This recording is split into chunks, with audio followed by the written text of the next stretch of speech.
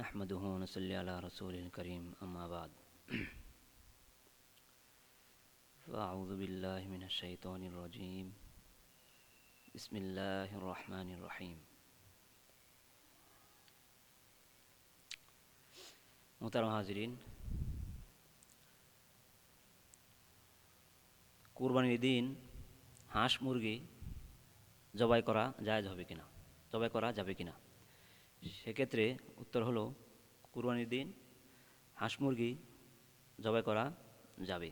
তবে আমাদের দেশে কিছু ভিত্তিহীন কথা রয়েছে যে কুরবানির দিন হাঁস মুরগি জবাই করা যাবে না। তবে কেউ যদি কুরবানির উদ্দেশ্যে, কুরবানির নিয়তে যদি কেউ হাঁস মুরগি জবাই করে যে আমার সামর্থ্য যেহেতু নেই, সেক্ষেত্রে আমি হাঁস আর মুরগিকেই কোরবান করলাম, সেক্ষেত্রে সেটা জায়েজ হবে না। কোরবানিকে কেন্দ্র করে হাঁস মুরগি জবাই করা যাবে না, যে আমি হাঁস মুরগি দিয়ে কোরবানি দিলাম, এটা করা যাবে না। তবে গোশত খাওয়ার জন্য শুধু আপনি হাঁস মুরগি জবাই করতে পারেন, সেক্ষেত্রে ইসলামী শরীয়তের পক্ষ থেকে কোনো বিধিনিষেধ নেই। সেই জন্য আমাদের সেটা খেয়াল রাখতে হবে যে আমরা জবাই করব হাঁস মুরগি গোশত খাওয়ার জন্য, কোরবানি দেওয়ার জন্য নয়।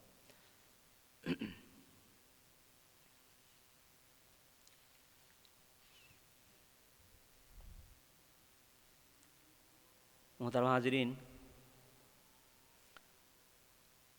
আরেকটি প্রশ্ন রয়েছে, সেটা হলো কুরবানি দেওয়ার আগে চুল, নখ, গোঁফ সেগুলি কাটা যাবে কিনা?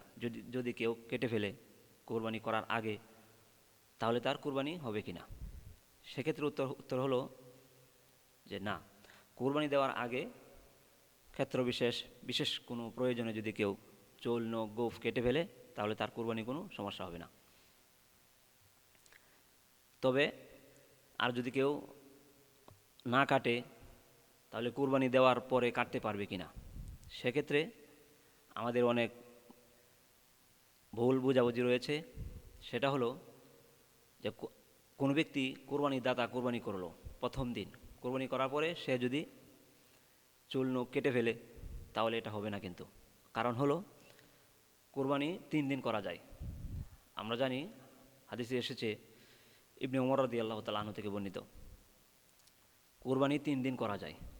সেই 3 দিন কোরবানির দিন, তারিখ, সময়টা যখন শেষ হবে, তখন চুল, নখ, গোঁফ আমরা সেগুলি কাটবো। আমরা অনেকে এমন আছি যারা প্রথম দিন কোরবানি করার পরে আমরা এগুলি কেটে ফেলি। কোরবানির দিন শেষ হওয়ার পরে আমরা এগুলি কাটবো, তাহলে আমরা সেই সওয়াবের ভাগীদার হব। আল্লাহ তাআলা আমাদেরকে কবুল করুক, আমিন।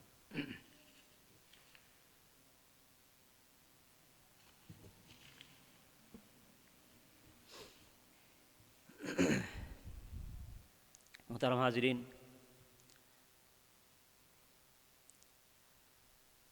কোন কোন পশু দ্বারা কোরবানি হবে না?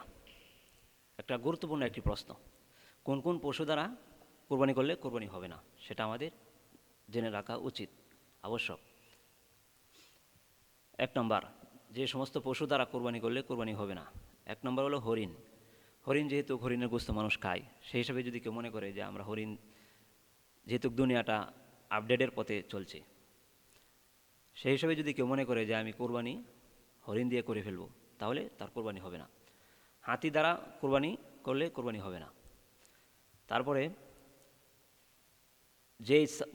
যেই ছাগল, বকরি, ভেড়া, ছাগলের 2টি বাট থাকে, 2টি বাট থেকে একটা বাট যদি না থাকে, তাহলে সেই ছাগল দ্বারা কোরবানি হবে না।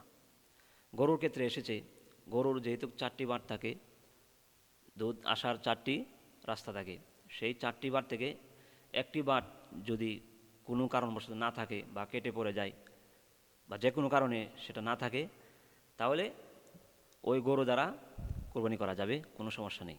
কারণ 3 ভাগ রয়ে গেছে, 1/3 ত্রুটি আছে, এটা বোঝা যায় না। সেই জন্য 4টি বাট থেকে যদি একটি বাট না থাকে, তাহলে সেই পশু দ্বারা কোরবানি করা যাবে।